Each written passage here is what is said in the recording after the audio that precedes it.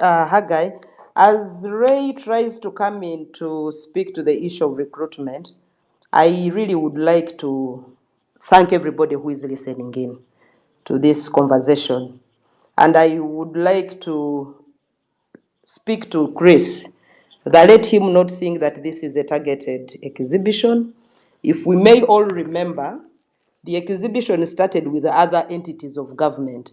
We had an exhibition for the potholes, which was in the Ministry of Works. We had an exhibition for the Ministry of Health. There was an exhibition for police. Now there is an exhibition for Parliament. To me, I wouldn't think that really the exhibition is targeting the Right Honourable Speaker.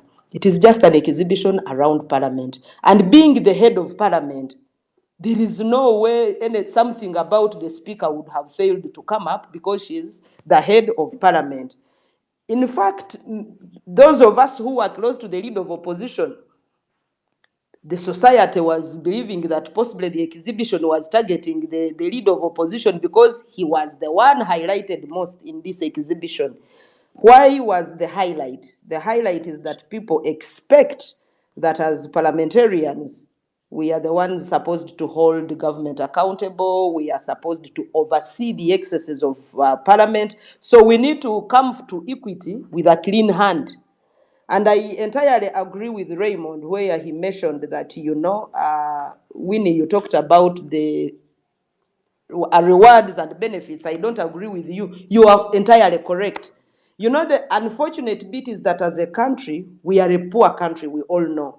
Our economic situation is not as good as the other countries where we benchmark from.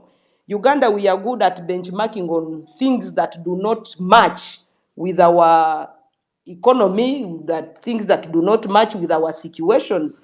When the Honorable Mike Mukula was talking about awards and rewards to the leaders of opposition in parliaments like Australia, parliaments like India, parliaments like Kenya, I could understand him. But these economies are far, far from where we are.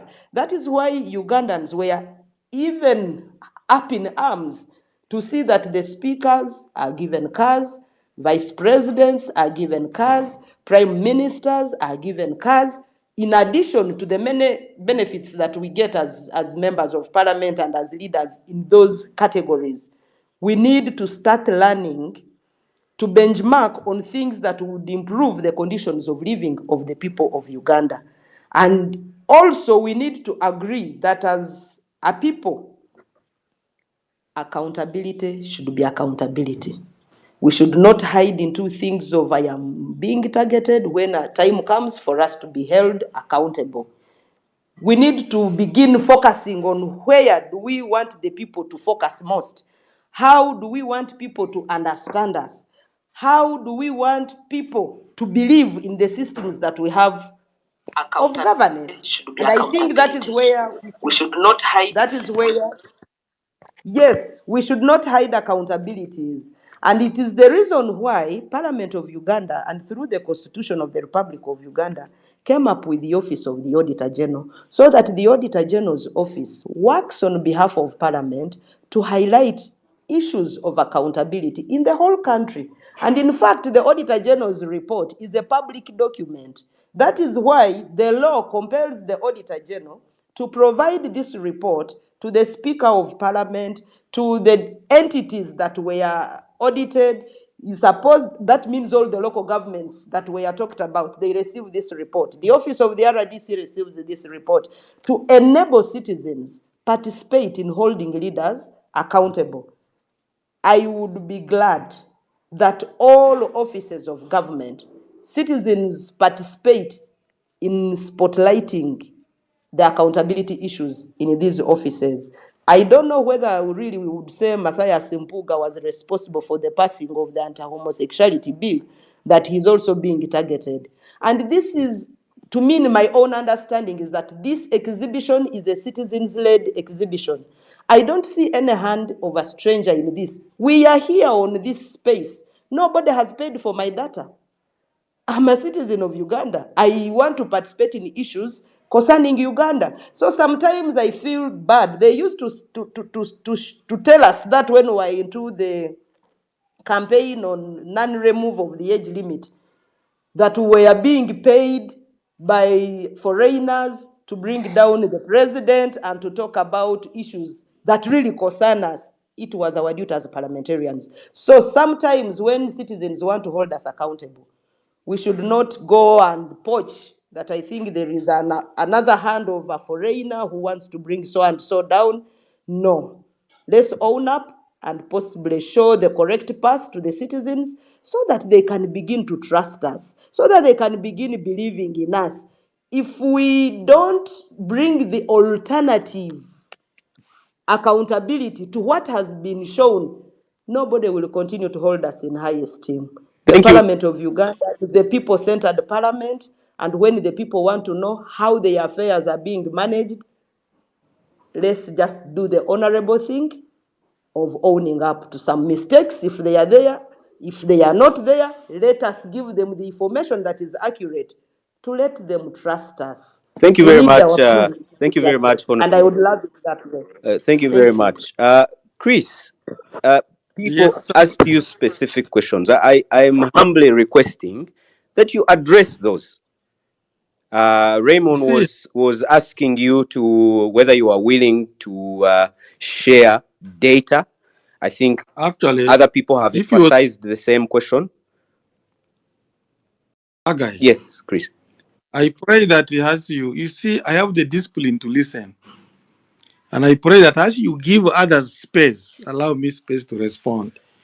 I was about to say that tomorrow, Raymond Mujuni, let's meet in my office in the parliament. I give you what has come from Auditor General. Unfortunately, he said it out of the country. But any time you land in, hold me accountable and come and say what you said during spaces, I am here. And somebody from Ghana says, there are so many issues. Allow me go. Those I can pick right now. Travels, no transparency. There's a lot of corruption there. I must tell you that a parliament is not a local council. The only peer of parliament is another parliament. So travel abroad will remain one of the things that will happen in the parliament because there is no other parliament in the country. There's only one. And the parliaments, countries relate.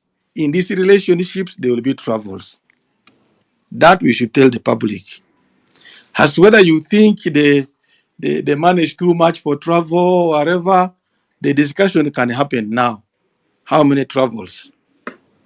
Each committee of parliament has a lot of work to do when they are coming to do their work. Travel will be involved. So we cannot wish away travel abroad. It is the core of its work. It has to pick practices and norms. And Honorable Winnie Kiiza knows this. There will be travel abroad. Let's agree on that one. And when we talk about still travels abroad and what going abroad, I am constrained as a public servant. Let's agree that there are things for the sanity of managing government that you don't put everything out there, and that will be chaos. But the truth is, let's not condemn because we're not there.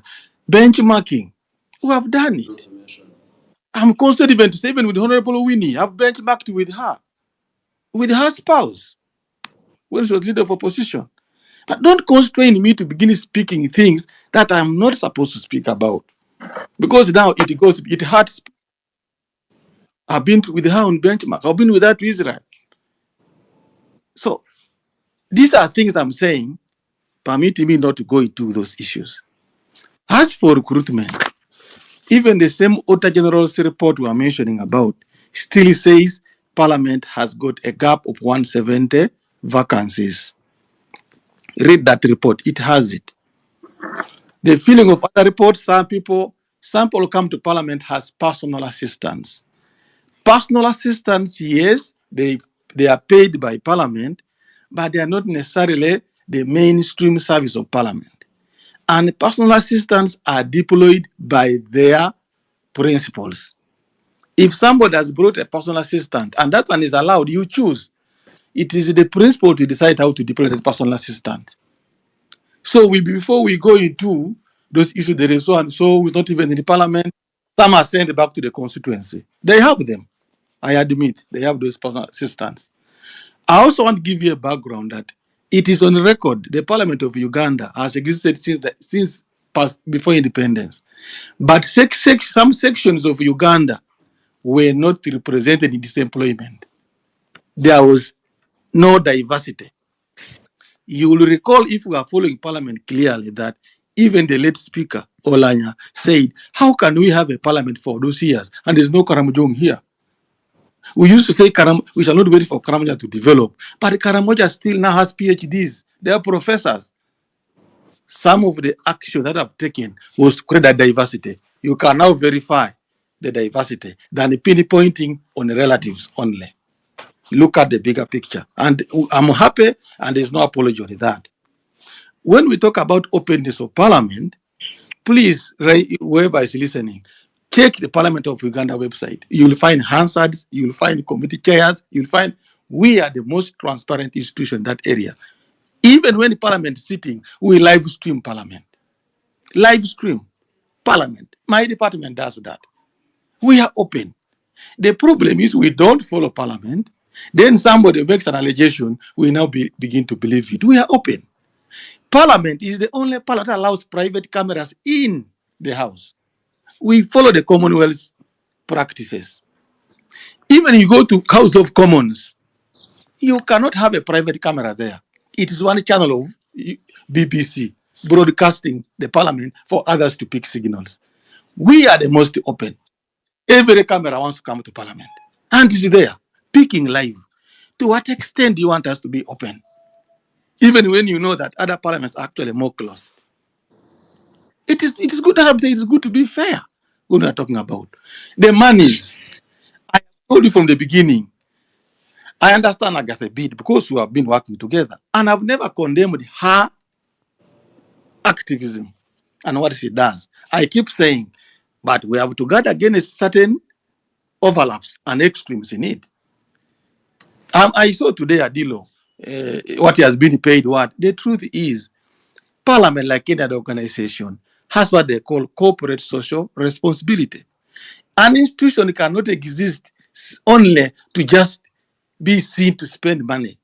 The leadership, the clerk, the departments exist, I guide, must be seen to feel the pulse of the people. There are many requests to the office of the Speaker for assistance. We have done a lot. Those who know it. Even next month, I'm going to Arua. A member came. The hospital has no solar lights. The Speaker calls me, said, "What do we do?" A government process has to go through Ministry of Health's budget. This says we provided some money for this. Chris, let's make sure there's solar. Next month, I'm going there. So it is good to see how much money has gone to Adilo. But you'll find that there is a reason it has gone there. Those who want to believe that it is for the Speaker to eat will have their own interests. But we know the money is expended for those CSR activities. Even Honorable Winnie Kiiza knows an MP today in Uganda is seen as a ministry. Some can't even go home, they request. What about a Speaker of Parliament? So we said we must provide for the Speaker to be able to address some of these pressing issues. My office alone has pending requests coming to 3 billion. Unpaid. Because we say the money. People are crying out to Parliament, to the Speaker, to the clerk. Some I say, please, if we have this money, let's pay. That's the money you see Obora has received 20 billion. Ask, what did I do with the 20 billion? What did I do with it? But if you just say Obora has received 20 billion, you can allow the public to stone me innocently. That's what I was asking. Not that, oh, it is wrong for Agatha to exhibit the Parliament. I would be the last man to do it. I'm saying let's be fair. And Honorable Winnie, I agree. We need to provide leadership in this country. Leadership requires even being bold. You are not going to just say, because the public is angry over this, I must deny the facts to be on the good side of the public. That's not me. You and me, you know. I cannot go begin talking now, Honorable Winnie, when you are there, you're paid this. That's not me. So let's be fair when it comes to the public. Because I've seen some former members of Parliament actually taking the holiest position and condemning the same institution they have been serving, they should be the ones answering why they didn't develop Uganda, not Obore. So how do we guide the public? I am saying facts are there. The report to the Director General, Haggai, I'm ready to provide because I have copies here. If Mujuni comes, I will give it to him because he's the one who requested. If he says I'm lying, that will be Mujuni to decide. The issue of saying it is not personal, let's also be very honest.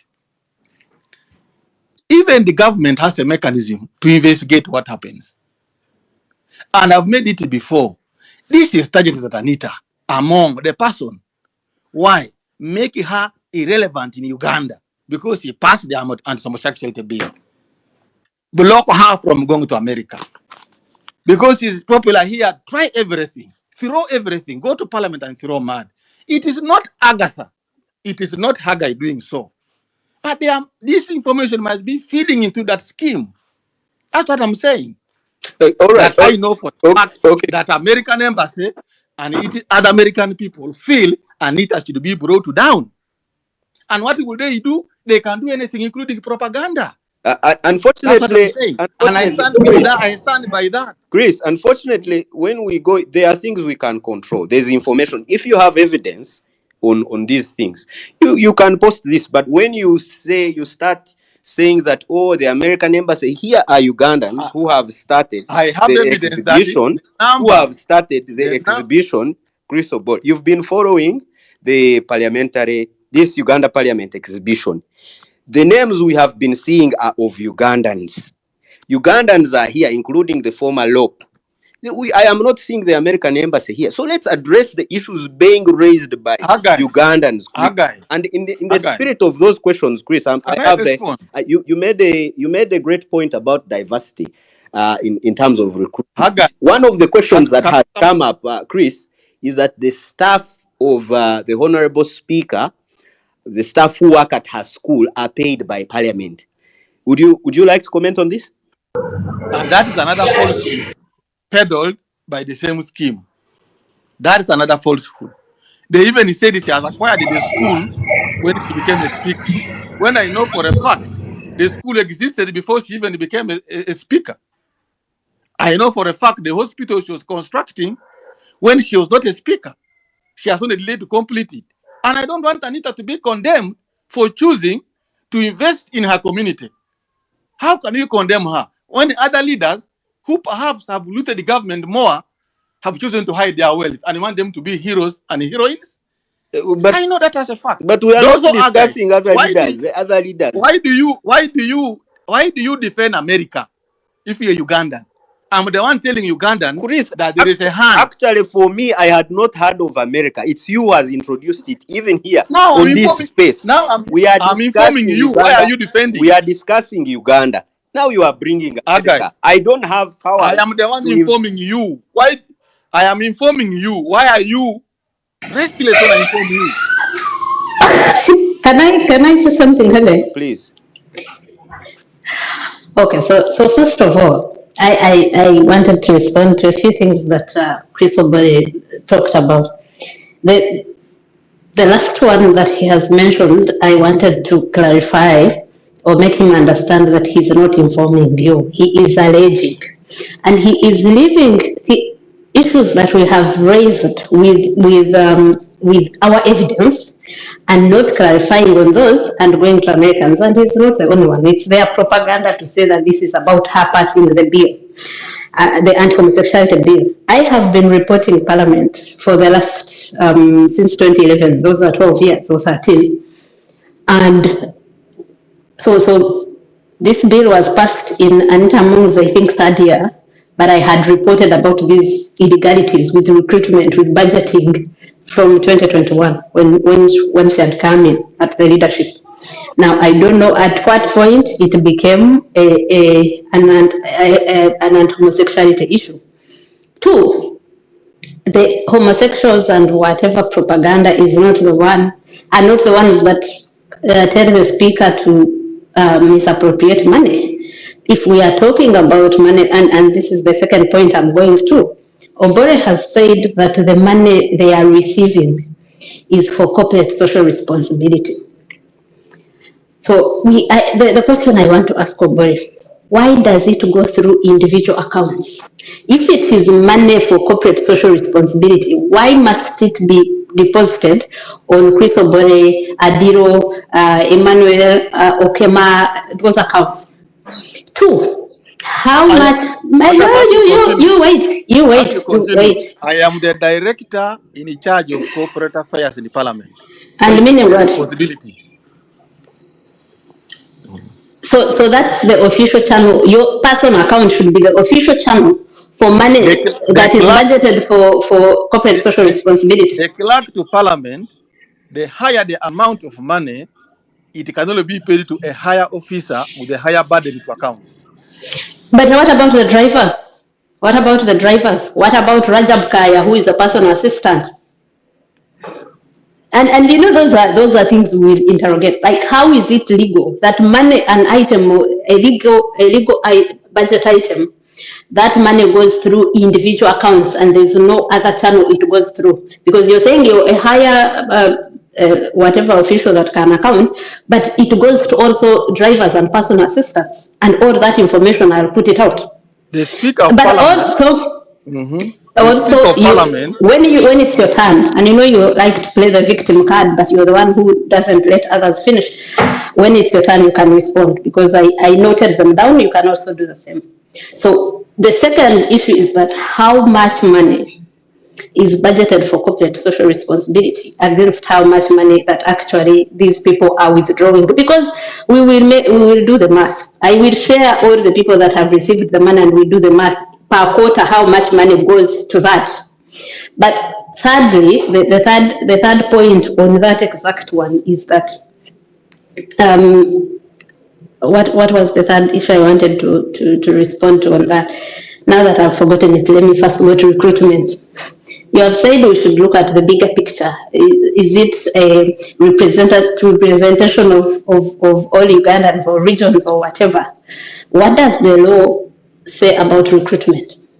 And have you guys ever put out, or now you guys have amended the law to say that, as long as we have hired someone from the north and the west and the east, that's okay? Because what does the law say about it?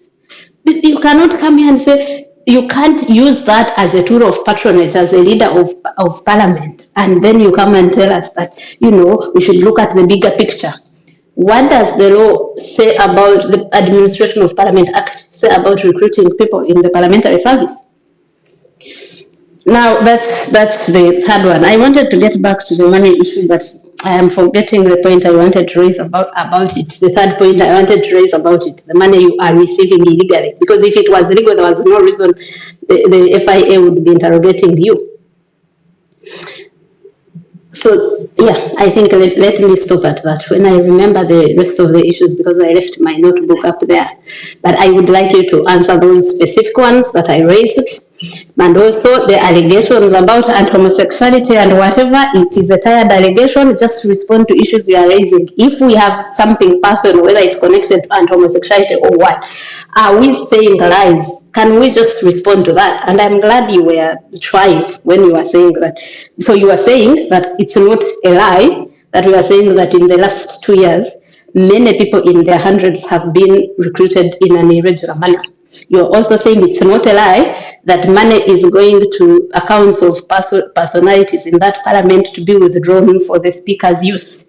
So now we are heading somewhere. Now, I don't know now why you still insist on personal issues and homosexuality issues when you are actually agreeing with the issues we have raised there. maybe you want me Okay. to agree the style you want me to Chris, agree. let Raymond also ask you the rejoinder, and then you can respond at once. Okay. I don't know if it's a question, Ray, on recruitment. Thank you. One, I think Chris offered that he would give us information. I am willing to send people from the Daily Monitor, the Nation Media Group, even if it means sending you the editors there to come and receive that information, because it's in public interest and it'd be nice to see it. I will give it to Tabu Tajira. Thank you so much. But also, Chris, I have a copy of the Auditor General's report that you're referring to, and I've posted it online. It's the original copy, and it's signed by the Auditor General's office. And I just, in the space here, I've just asked the same Auditor General's office to send me that report. They've sent me the same exact report. There are no variances. But I've also received the IFMIS record for Parliament ending financial year June 2023. And these are the questions that for me I have. The very first question is on the wages of Parliament. The IFMIS record that I have at the moment, you're welcome to dispute it when you're ready to, is that the entire Parliamentary Commission pays 55 billion shillings in terms of salaries. And 6.1% of that money, which comes to about 2.029 billion shillings, is money that has been going to people that are not accounted for. So you have 21 long-term staff who are not accounted for, and 8 short-term staff who take home 355 million that are unaccounted for. These are the audit concerns that were sent. I also understand from the Auditor General's office that Parliament was requested to undertake a head count last year in February, and that head count was not undertaken because Parliament said they were not ready. The Auditor General returned and did a head count as of May 2023. Now, still as of May 2023, these 32 people who are taking home 6.1% of the budget of the Parliamentary Commission are unaccounted for. And I think for me, that is why I'm asking Chris is I want now, not the Auditor General